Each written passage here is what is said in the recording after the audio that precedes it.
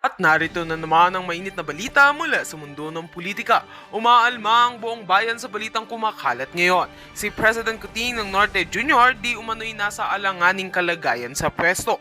Ayon sa mga ulat, may matitinding panawagan na ngayon mula sa ilang grupo na nagnanais siyang patalsikin sa Malacanang. Lumakas ang mga protesta sa iba't ibang bahagi ng bansa kasunod ng mga isyong kinakaharap ng administrasyon mula sa mataas na presyo ng bilihin, isyu sa seguridad hanggang sa umano'y kapabayaan sa ilang sektor.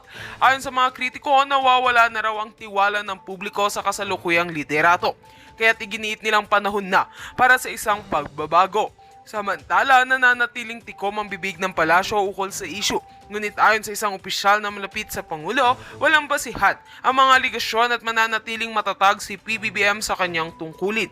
Sa kabila nito, hindi pa rin matigil ang pagdagsa ng mga espekulasyon na posibleng may mga nangyayaring lihim na usapan sa loob ng gobyerno. At yan nga ang mga balitang ating pagkakatutukan, at kung bago ka pa lamang sa aking channel ay huwag kakalimutang mag-like, share and subscribe para updated ka sa aming mga bagong balita dito sa Tatak Pinas.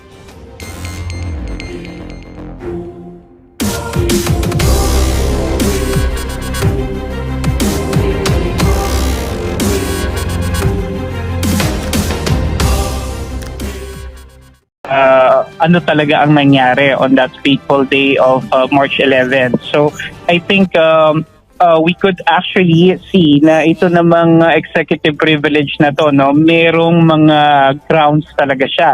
Hindi naman talaga ito tinatawag na absolute, no. In fact, even in the Constitution, there is really not a mention of the exact term, no, executive privilege, pero explicitly ginagamit ito, no, dahil nakapaloob din naman doon sa Article 7, no.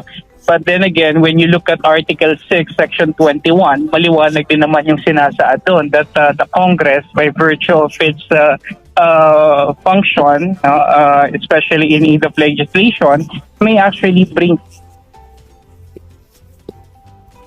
No, attorney, Yes, wala Prof. ka na. Na-pro pala, Prof. Prof? Ayan. This was withheld. Nawala. Opo, medyo wala po ang audio po ninyo. Issue is still very much, sabihin na natin, masyado pang mainit, ano, because later on maaaring mag-wane down din naman siya, but it will depend still on what will be happening in the future. Pero sa aking pananaw, kailangan talagang masimulan talaga yung investigation na to, no, so that the public actually has the ability and the capability to actually know what really transpired.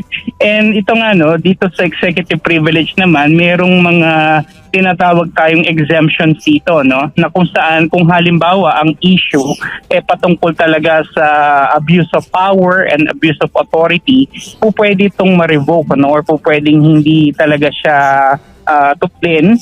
But then again, it will have to be decided by the Supreme Court, no? So it's the Supreme Court that will have the final say whether the executive privilege could be invoked or if it's illegally being pursued by the executive department. Naalala natin even in the past, no, yung Senate inquiry versus versus Ermita in 2006, wherein they challenged the EO 464. And then nangyari pa rin ulit nung 2008, Neri versus the Senate as well, na kung saan kinatigan ng Supreme Court ng na hindi dapat or hindi naayon yung pagbibigay ng executive privilege. So it will depend on the courts, no. So if I were Senator Amy Marcos, kung hindi talaga sila attend, then we could go to the courts, no, to Tama. actually have a legal remedy for the issue. Opo, meron nga. Kaso nga lang, ang mahirap nga dyan kung talagang etong nangyayari na to ay palabas lang. Yun yung mahirap dyan. Kasing pahayag ang palasyo bago dong pagdinig ng Senado tungkol nga dito sa pagkakaaresto ng dating Pangulong Rodrigo Duterte na bukas yung palasyo, ang Pangulo, na imbitahan yung mga cabinet officials. Pero ngayon, nung dumating ang araw na yan, biglang nagbago sa pamamagitan po nung ipinalabas po na at pahayag ni E.S. Bersamin. Yun nga, no, this is not something new with this administration. They're really very good at flip-flopping, at pabago-bago talaga ng statements, no? Kung maalala natin, in one interview, binanggit ni Secretary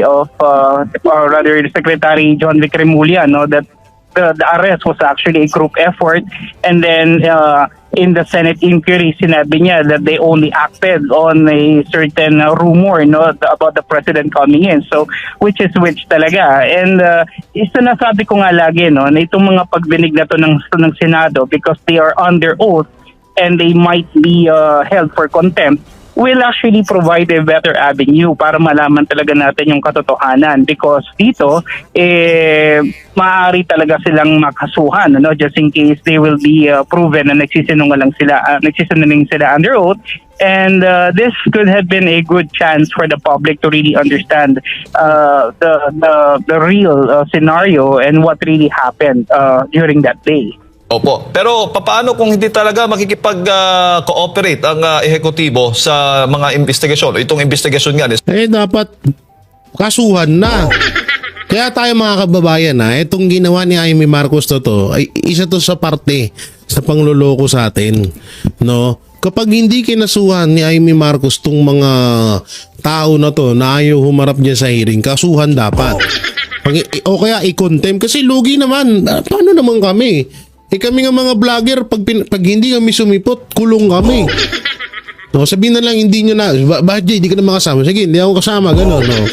Yung mga vlogger na pinatawag dyan, na umamin ka lang na sinungaling fake news ka, hindi ka makukontempt.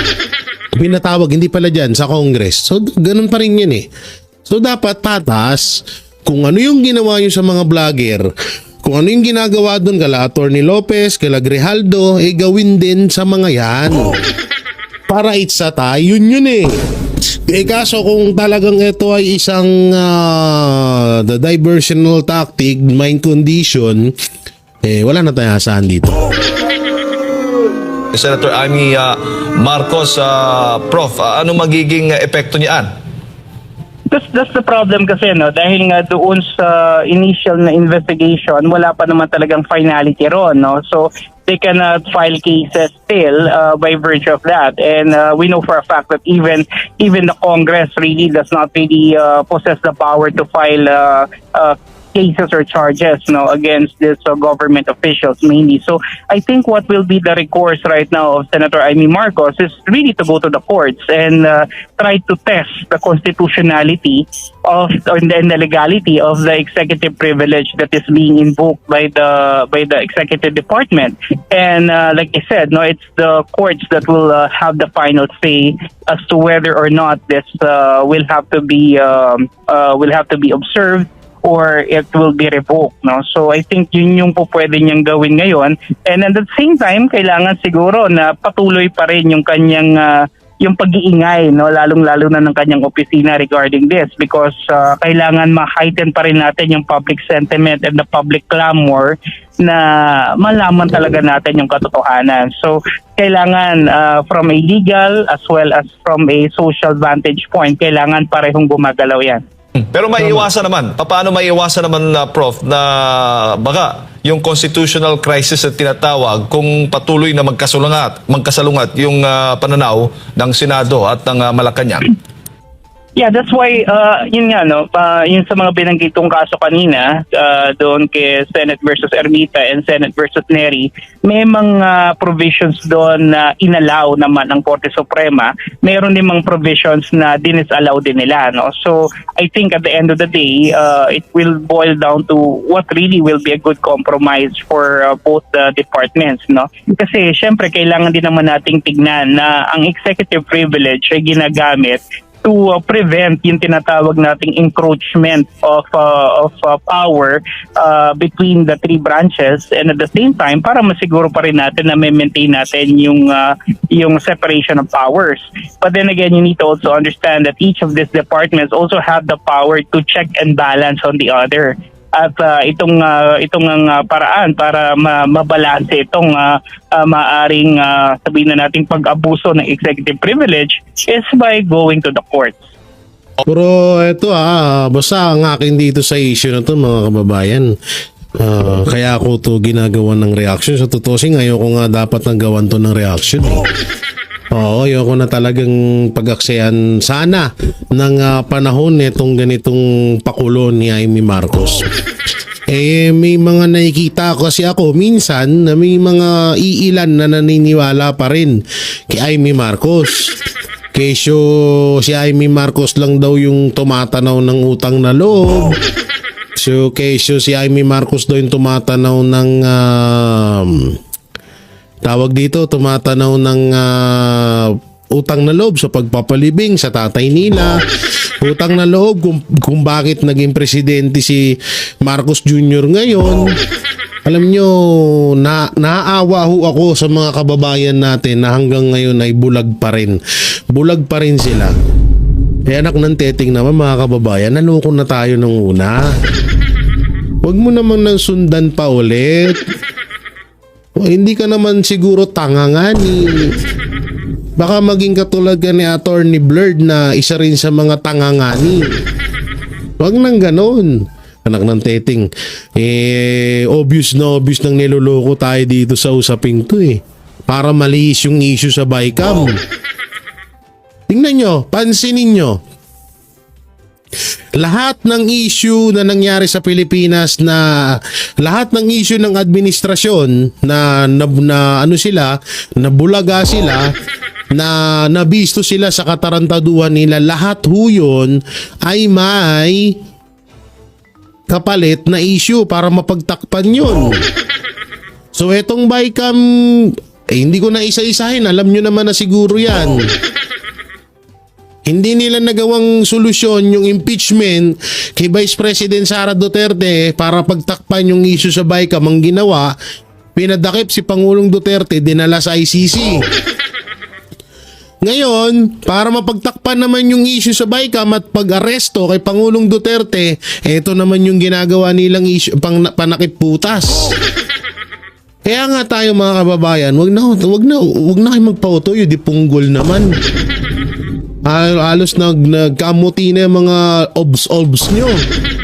Halos na namuti na yung mga buhok nyo sa ibaba. Ngayon magpapauto pa rin kayo. Bahala na lang ho kayo kung hanggang saan yung pagpapauto nyo. Basta ang Banateros Brothers, paulit-ulit po kami nagpapaalala na kung nagbudol na kayo nung una, huwag kayong magpabudol ng pangalawa. Yun lamang. Pass away. Ay, sorry. Pass away. Buwis ito. Ito yung itong video na to. Tama ba kung hindi ako nagkakamali? No? Oo. Pagiging politikal ng ICC dahilan ng pagkalas ng bansang Hungary. Ito yung sinasabi kong alam nyo yung ICC na yan malapit na rin yan yung sinasabi kong magpapaalam na.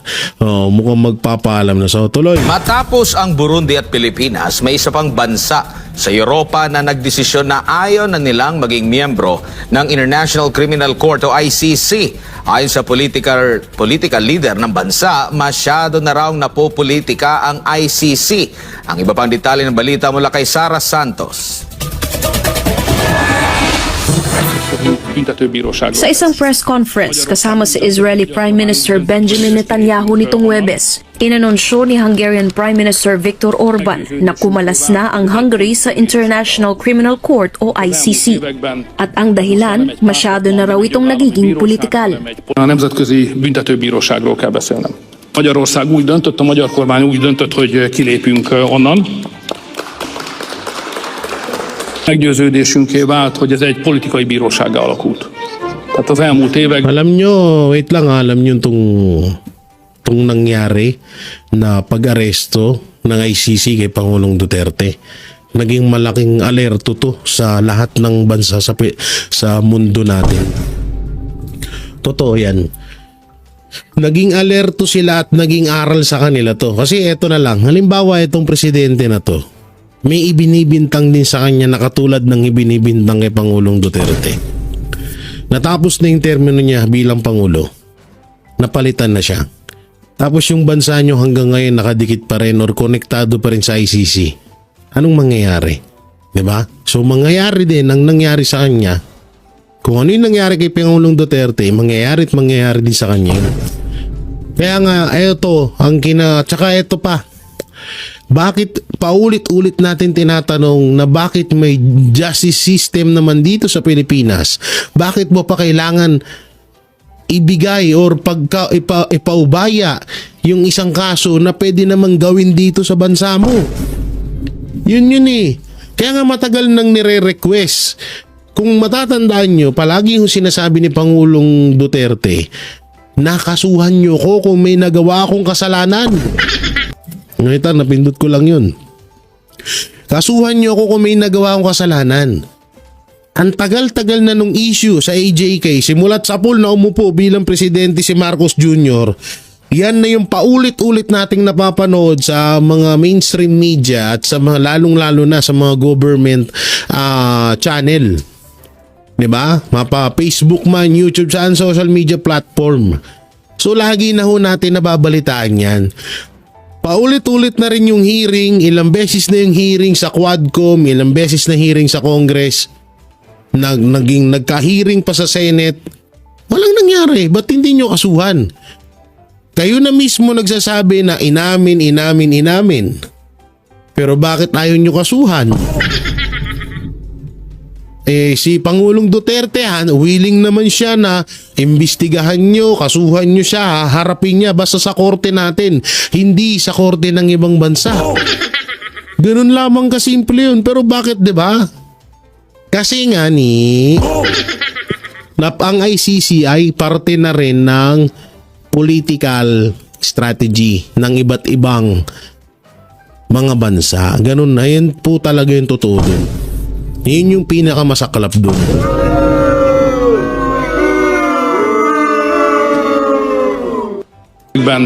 Ez most már nem egy pártatlan, nem egy jogállami bíróság, hanem egy politikai bíróság. És ezt a legvilágosabban az Izrael kapcsolatos döntések mutatták meg. Hogy egy politikai Tanggalan natin ng sounds kasi baka ma-chupulangkot baby kumon tayo. Mahirap na eh. Baka machupulangkot tayo no? Kaya tanggalan natin. Tanggalan natin ng sounds. Mahirap Noong 2000, eszközés irányították. Ezt fog egyébként nemzetközi bíróság, amelyen nababasa nyo naman yung sinasabi niya. következő Mahirap natatandaan na mismong si Viktor Orban din ang pumirma sa dokumento noong taong 2000 para maging miyembro ng ICC ang Hungary. At ngayon, siya rin ang pumirma sa dokumento para kumalas dito. Ang Hungary ay isang founding member ng ICC at ito rin ang unang bansa sa European Union na umalis sa nasabing korte. Sa ngayon, ang Pilipinas at Burundi pa lamang ang opisyal ng hindi miyembro ng ICC. Sa ilalim ng Rome Statute, ang pagkalas ng Hungary sa ICC ay magiging epektibo 1 taon matapos magbigay ng abiso sa United Nations. Ang Hungary ay isa sa pinakamalakas na kaalyado ng Israel sa Europa at marami sa mga Hungarian ang maka-Israel. Matatandaan na noong Nobyembre 2024, naglabas ng warrant of arrest ang ICC laban kay Netanyahu dahil sa mga umano'y war crimes at crimes against humanity sa panahon ng gyera sa pagitan ng Israel at Hamas. Samantala, sinabi ng opisina ni Israeli Prime Minister Benjamin Netanyahu na napag-usapan ni Orban at Netanyahu noong Huwebes kasama si US President Donald Trump ang desisyon ng Hungary na umalis sa ICC, pati na rin ang mga susunod na hakbang sa nasabing issue. Para sa Diyos at sa Pilipinas kong mahal. Yan ang liwanag niya, no? Pero birin nyo, pati ang ibang bansa ay talagang naalarma na. Katulad to sa kaso. Ito nga mas malala to. Ito lang ang mas malala to sa kaso ni Pangulong Duterte. Sa totoo, hindi naman kaso yun kasi wala namang naipile na kaso dito sa Pilipinas papatungkol sa AJK. Yun nga, yung masakit doon, no? So, yun nga, nagpaalam na nagpaalam na at parang matatawag na natin na, kasi kapag ito na nasimulan na to, alam mo, magsusunod-sunod na yan. Magsusunod-sunod na yan yung iba't ibang mga bansa na na talagang kakalas na sa etong dito sa ICC na wala naman kasi talagang magandang idinudulot naman talaga naman Kaya na baka magandang idinudulot na para mong binastos yung bansa mo, yung batas sa bansa mo. Kaya nga yung Marcos, parang ang mangyayari nito, si Marcos sinampal niya yung sarili niya. Biruin mo sarili mong batas sa bansa mo, hindi mo pinapaniwalaan. Bubo ka ba? Hindi, totoo. Pero biro, ako yung nagbibiro, nagjo-joke lang, pero totoo yun. Isa ka bang tanga? Bansa mo? Batas mo? Kinakahiya mo? Mababa tingin mo sa batas na kung nasaan ka na namumuno? Mababa ang tingin mo sa batas mo dahil mababa din ng parang ipinantay ni Marcos Jr.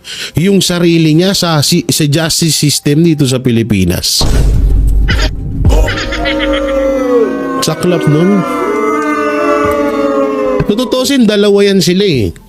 Yung ginawa nila kay yung ginawa nila kay Pastor. Ganyan din dapat gagawin nila. Kaso nga lang, ang nangyari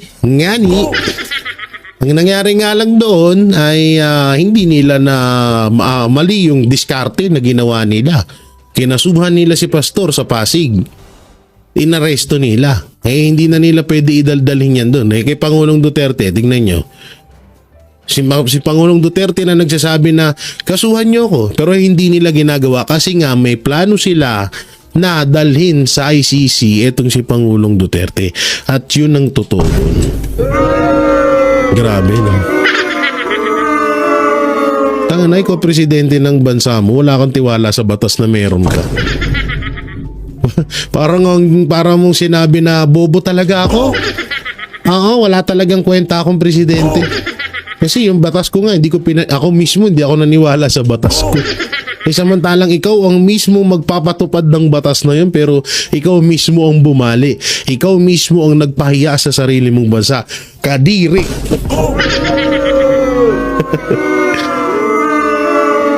So yung mga Banateros, mga kabiyaya, ano pong may kukomento nyo sa mga napag-usapan natin?